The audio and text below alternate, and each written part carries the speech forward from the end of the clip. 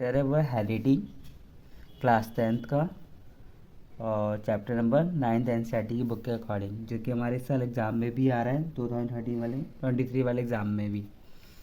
तो बात की जाएगा हेरिडिटी वर्ड की। तो हेरिडिटी वर्ड का मतलब क्या होता है? और हेरिडिटी वर्ड का मतलब होता है कि ट्रांसफ़र ऑफ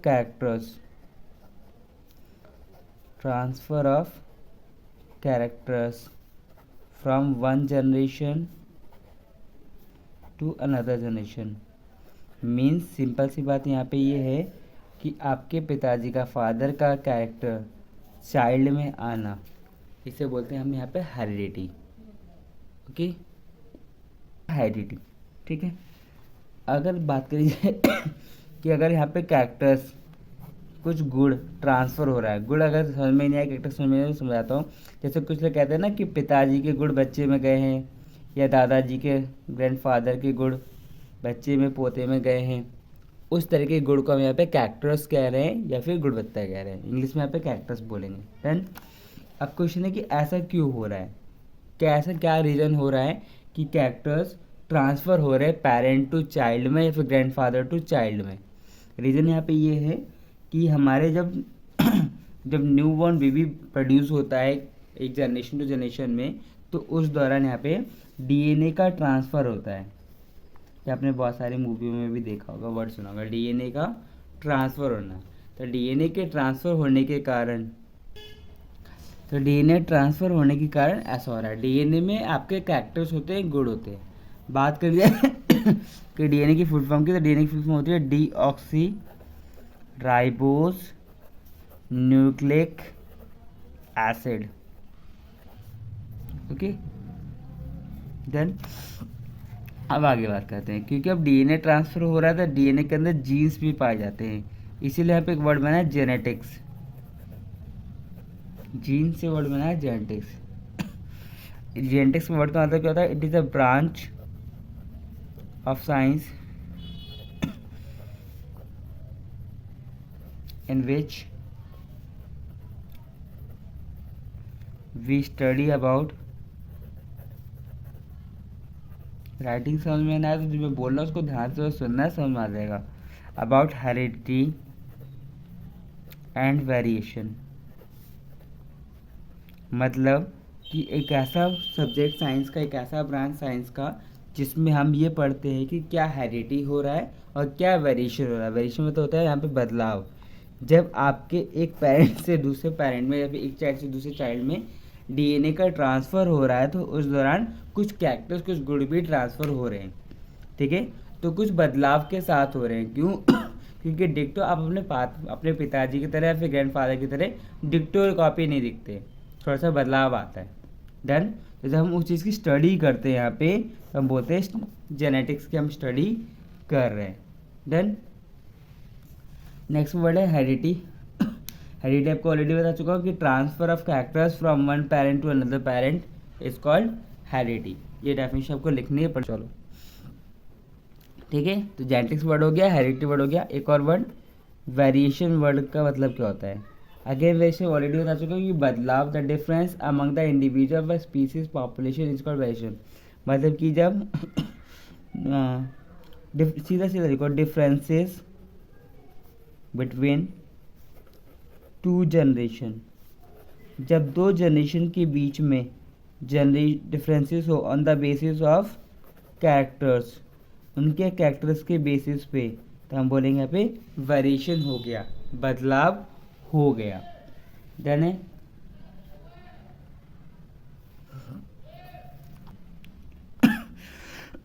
आगे बढ़ते हैं। हम जब बात करें वेरिएशंस की, तो हम ये कह सकते हैं कि वेरिएशंस हमारे पास दो टाइप्स के होंगे। ठीक है, फिलहाल वैसे कोई लिखता नहीं, बट मैं आपको लिख रहा हूँ। एक होगा जीनोटाइप, एक होगा फिनोटाइप। ठीक है, दोनों में अंतर क्या है? फिनोटाइप मतलब ऐसा बदलाव जो हमें outside the body easily observe हो जाए, कि उसमें व्यक्ति में ये बदलाव है। जैसे आपके पिताजी और बच्चे में बदलाव जो होता है फेस से, कट से, हेयर से, थोड़ा बहुत, बिल्कुल डिक्टो कॉपी तो होता नहीं है। तो जो बदलाव है वो क्या है? फिनोटाइप बदलाव है। ठीक है, आगे बात करिए जीनोटाइप, इनसाइड द बॉडी।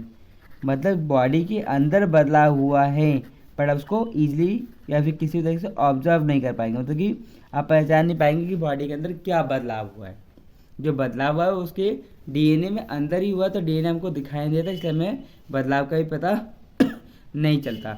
जब ऐसा बदलाव हो बॉडी में जो कि हमें दिखाई ना दे, not observe inside the body, तो हम बोलेंगे जीनोटाइप बदलाव हुआ है, या फिर जीनोटाइप हो रहा है। या फिर जब बॉडी के बाहर हो और उस बाहर वाले जो बदलाव होगा उसको हम पहचान लें, ईजिली आइडेंटिफाई, या फिर ईजिली सी, देख सकें, तो हम बोलेंगे फिनोटाइप बदलाव। देन अब ये बदलाव हो रहा है, ट्रांसफर ऑफ कैरेक्टर्स हो रहे हैं, इसको किसने प्रूफ किया? मेंडल नाम के साइंटिस्ट ने प्रूफ किया कि हमारे पास जो कैरेक्टर्स होते हैं, जीन्स होते हैं, जो गुण होते हैं, वो एक दूसरे से ट्रांसफ़र होते हैं। ठीक है, जब यहाँ पर ट्रांसफ़र हो रहा है तो इन्होंने बोल दिया, नया वर्ड बोला इन्होंने, inheritance. Transfer of characters is called inheritance. वैसे हम यहाँ पे हेरिडिटी भी बोल रहे थे, इन्होंने बोला है इनहेरिटेंस। ठीक है, कब बोला मेंडल ने?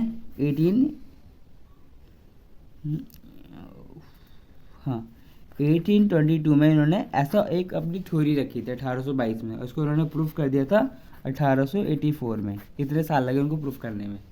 लगभग ऐसा कुछ चाहिए। देन मेंडल ने, इस लाइन को हटा दें यहाँ पे फिलहाल, मेंडल ने इनहेरिटेंस के लिए अपने कुछ लॉ दिए, जिस लॉ को हम बेटा बोलते हैं law of dominance, law of segregation, of law of independent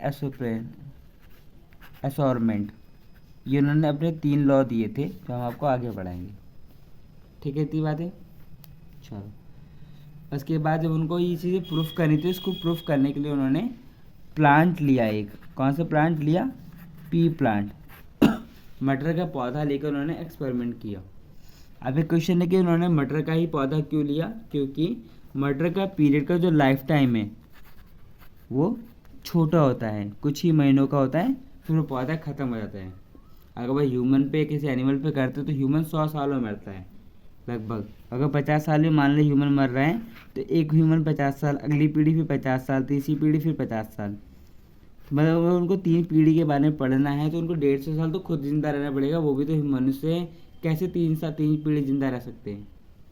तो इसलिए उन्होंने मटर लिया, क्योंकि मटर हर 3 महीने में एक पीढ़ी ख़त्म, दूसरी पीढ़ी फिर 3 महीने में, फिर 3 महीने में, मतलब कि एक साल में वो 4 पीढ़ियों के बारे में पढ़ सकते थे।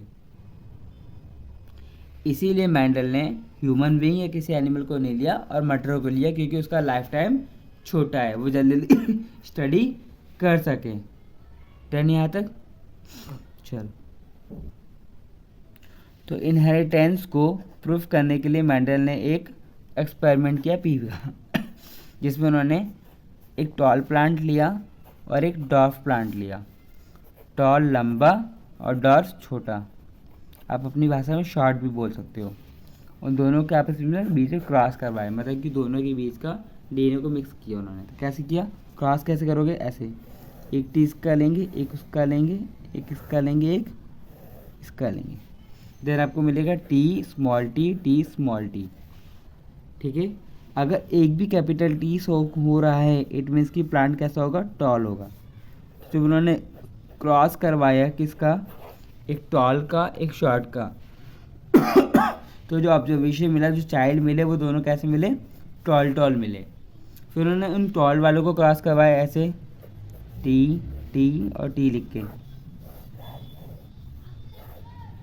इसे हम मोनोहाइब्रिड क्रॉस भी बोलते हैं। ये जो हमारा क्रॉस है, ये जो मल्टीप्लाई करे, जो करके दिखा रहे थे, हम मोनोहाइब्रिड क्रॉस भी बोलते हैं। तो ऐसी तरह हमने इन्हें खोल लिया। देन क्रॉस करवाइए, मल्टीप्लाई मतलब क्रॉस यहाँ पे। तो आप देखेंगे तो 4 हमारे यहाँ पे प्रोजनी बनी, फिर 4 चाइल्ड बने, चारों में एक कैपिटल टी जरूर है। अगर एक भी कैपिटल टी है, इट मीन्स कि यहाँ पे टॉल होगा। तो टॉल कितना हो गया? 3, और एक बिल्कुल सारे स्मॉल टी है, तो हो गया एक स्मॉल हो गया कितना? 1। आप कहोगे मोनोहाइब्रिड में जो रेशियो आया हुआ है 3:1, टॉल और शॉर्ट का। ध्यान से देखोगे तो ये जनरेशन था, इसमें कैसे थे? दोनों टॉल थे, मगर उसके बाद नेक्स्ट जनरेशन आई, उसमें शॉर्ट भी आया। शॉर्ट तो था ही नहीं पिछले जनरेशन में, मगर उससे पिछले जनरेशन में शॉर्ट था। इसका मतलब यहाँ पे ये है कि जनरेशन टू जनरेशन ट्रांसफ़र जरूर होता है कैरेक्टर, भले ही वो दिखाई बाद में दे। एक जनरेशन, दूसरी जनरेशन, तीसरी जनरेशन। तो पहली जनरेशन में छोटा बड़ा दोनों था, दूसरी जनरेशन में दोनों ही बड़े थे, तीसरी जनरेशन में एक छोटा भी आ गया। तो सोचो पिछली जनरेशन में छोटा नहीं था मगर यहाँ पे छोटा आ गया, इसका मतलब कि पिछले से भी पिछले में से कैरेक्टर यहाँ पे ट्रांसफ़र हो रहा है।